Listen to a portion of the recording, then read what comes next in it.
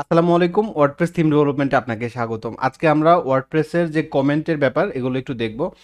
যেমন দেখেন, আমরা যদি এখন একটা পেজ ওপেন করি অথবা একটা পোস্ট ওপেন করি, ধরেন আমি এখানে আসলাম, আসার পরে ব্লক ইমেজ এখানে আসলাম, তো যে কোনো একটা পোস্ট আমি আসলে ওপেন করেছি। ওপেন করার পর এখানে দেখেন কমেন্ট নামে একটা সেকশন আছে। হ্যাঁ, এখন এমন অনেক পোস্ট হবে যে পোস্টগুলোতে আপনি চাইবেন যে এটা পোস্ট আকারে থাকুক, কিন্তু আপনি চাইবেন না যে এখানে কমেন্টটা দেখাতে, তো কমেন্টটাকে আপনি অফ করে রাখতে চাচ্ছেন। তো এক্ষেত্রে আপনি কি করতে পারেন সিম্পলি, যেমন ধরেন আমি যদি এখন পোস্টে যাই, পোস্টে যাওয়ার পর আমি ওপেন করেছি কোন পোস্টটা, এটা হচ্ছে ব্লক ইমেজ। আচ্ছা, তো আমি হচ্ছে যে ব্লক ইমেজ এটাকে এডিট করব। তো এডিট করার পর আপনি এখানে দেখবেন ডিসকাশন নামে একটা এরিয়া ওপেন আছে যেখানে বলা আছে অ্যালাউ কমেন্ট। তো আমি যদি অ্যালাউ কমেন্ট এটাকে আনচেক করে দিই, তারপর আমি যদি আপডেট করি, এরপর কি হয় দেখেন, এবার আমি যদি এলাকাটাকে রিলোড করি, তাহলে আপনি দেখবেন যে এখানে হচ্ছে যে কিচ্ছু দেখাচ্ছে না। যদি এখানে আগে থেকেই কোনো কমেন্ট থাকতো তাহলে কি হতো? তো এটা চেক করার জন্য আমরা একটু দেখি আমাদের যে হ্যালো ওয়ার্ল্ড যে পোস্টটা আছে, এখানে দেখেন এখানে 1 মার্ক করা আছে, তার মানে এখানে একটা কমেন্ট আছে। তাহলে আমাদের যে হ্যালো ওয়ার্ল্ড যে পোস্টটা আছে, আমরা সেই পোস্টটা ওপেন করি। এই যে এটাকে যদি আমরা ওপেন করি, দেখেন এখানে একটা কমেন্ট আছে অলরেডি, তাই না? এই পোস্টটাকে যদি এখন আমি আমাদের যে কমেন্টটা আছে এখানে, যে আমাদের যে এখন এই যে হ্যালো ওয়ার্ল্ডের মধ্যে যে কমেন্টটা আছে, এই কমেন্টটাকে এখন আমরা ব্লক করে দিলাম বা অফ করে দিলাম।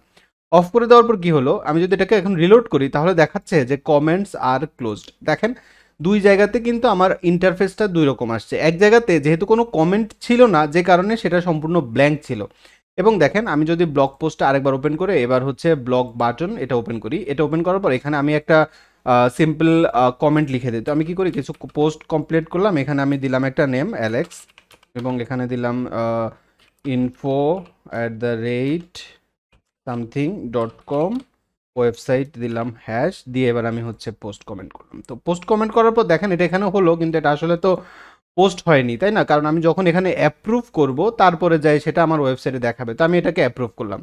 অ্যাপ্রুভ করার পর কমেন্ট সেকশন থেকে এখন দেখেন এখন কিন্তু আমার এই পোস্টটা এখানে চলে আসছে। হ্যাঁ, এবার আমি যদি মনে করি যে এখানে প্রচুর স্প্যামিং হচ্ছে অথবা যে কোনো কারণে আমি চাচ্ছি যে এখানে আমি আর কমেন্ট দেখাবো না, তো সেক্ষেত্রে আমি কি করব, সিম্পলি আমি পোস্টে যাব। পোস্টে যাওয়ার পর এটা হচ্ছে আমাদের ব্লক বাটন, এটাকে এডিট করব এবং এখানে আমি এসে অ্যালাউ কমেন্ট এটাকে অফ করে দিলাম।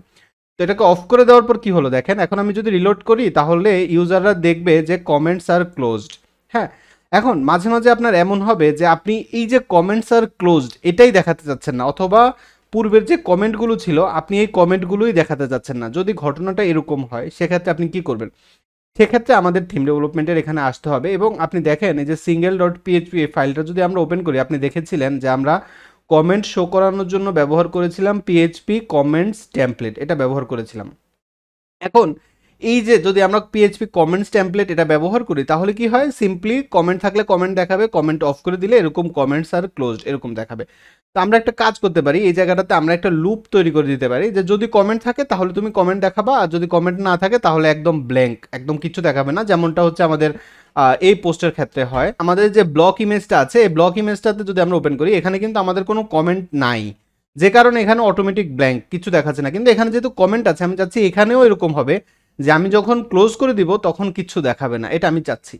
তো এটা করার জন্য আমরা কি করব দেখেন, এই যে আমাদের কমেন্টস ডট টেমপ্লেট আছে, এটা আসলে একটা রেয়ার কেস। হ্যাঁ, আমি আসলে এই পোস্টটা অ্যাড করার কারণ হচ্ছে গতকালকে আমি যে প্রজেক্টে কাজ করেছি সেই প্রজেক্টের মধ্যে আমাদেরকে এটা অ্যাড করতে হয়েছিল। তো এটা হচ্ছে আমাদের আরেকটা ডেভেলপারের কাজ ছিল, সে এটা করতে পারেনি। পরে আমাকে দেওয়ার পর আমি বললাম এ তো কয়েক সেকেন্ডের কাজ, মানে আপনি কাজটা জানলে এটা কয়েক সেকেন্ডের কাজ। তো আমি করে দেওয়ার পর আসলে মনে হলো যে আপনাদেরকে ব্যাপারটা ইনক্লুড করে দেই কোর্সের মধ্যে, আসলে এই জন্য এটা অ্যাড করা। হ্যাঁ, তো এটা যদি আপনি করতে চান আপনি কি করবেন, আপনি সিম্পলি এখানে একটা পিএইচপি শুরু করবেন এবং পিএইচপি শেষ করবেন। তো পিএইচপি শুরু পিএইচপি শেষ, এর মধ্যে এবার আমরা বলবো ইফ। ইফ করে আমরা এখন এখানে বলে দিব যে যদি কমেন্ট থাকে বা কমেন্ট যদি মানে কমেন্ট থাকলেই মূলত ওয়ার্ডপ্রেস এটাকে কমেন্ট ওপেন এরকম ধরে। হ্যাঁ, তো আমরা এরকম লিখবো কমেন্ট আন্ডারস্কোর ওপেন, তারপরে প্যারেনথেসিস।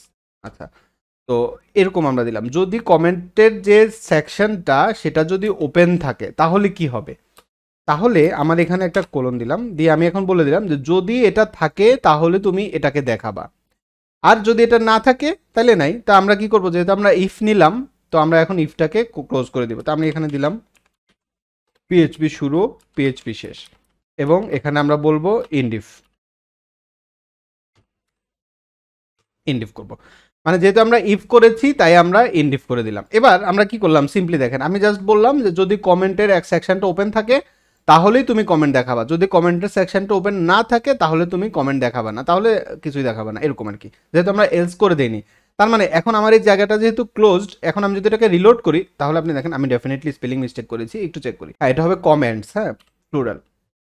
আচ্ছা, এবার আমরা একটু আবার রিলোড করি, দেখেন এখন কিন্তু এখানে আর কোনো কমেন্ট দেখাচ্ছে না। মানে কি হলো, মানে হলো আমি বললাম যে যদি আমার কমেন্টের সেকশনটা আমার এখান থেকে অ্যালাউ করা থাকে, যেমন দেখেন এখন যদি আমি এটাকে অ্যালাউ করে আপডেট করে এবার আমি যদি এটাকে রিলোড করি তাহলে আপনি এখানে কমেন্টের সেকশনটা দেখতে পাবেন। হ্যাঁ, কারণ আমি এখানে কমেন্টটাকে অ্যালাউ করে দিয়েছি।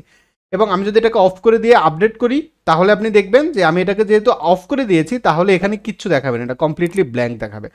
মাঝে মাঝে কিছু কিছু প্রজেক্টে এরকম ইন্ডিভিজুয়াল জিনিসের আপনার দরকার হবে। আপনি কিন্তু বেসিক ওয়ার্ডপ্রেস থিম ডেভেলপমেন্টের ব্যাপারগুলো আপনি জেনে গেছেন, এখন থেকে আমরা এরকম রেয়ার কেস সিনারিওগুলো নিয়ে কথা বলবো, বা মাঝে মাঝে কিছু কিছু কমন জিনিস নিয়েও কথা বলবো ওয়ার্ডপ্রেস থিম ডেভেলপমেন্টের এই সিরিজে।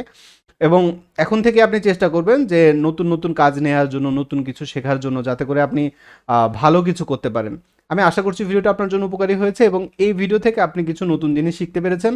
এই ভিডিও সম্পর্কে আপনার মতামত কমেন্টে জানাতে ভুলবেন না। সুস্থ থাকবেন, নিরাপদ থাকবেন, প্রোকোডারের সাথেই থাকবেন। আসসালামু আলাইকুম।